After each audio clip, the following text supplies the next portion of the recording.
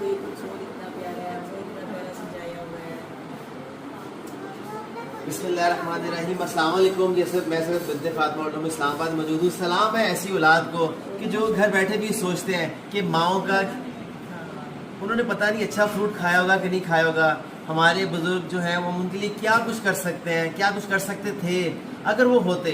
तो आज एक बेटी ने जो है ये माशाल्लाह खूबसूरत सी टोकरियाँ भिजवाई हैं उन माओ के लिए, बिन्ते फातिमा की माओ के लिए, कि खाएंगे और दिल से दुआ देंगी। हम तो खाते हैं, ये भी खाएंगे तो दिल से दुआ देंगे। क्या कहेंगे ऐसी बेटी के लिए? ऐसी औलाद के लिए बहुत ज़्यादा दुआएं जो अपने बुज़ुर्गों को राज़ी करने के लिए इन माओ की खिदमत करती हैं, चाहे वो दुनिया में है चाहे दुनिया में नहीं है, और नेकियां कमाने के लिए बढ़ चढ़ के हिस्सा लेते हैं।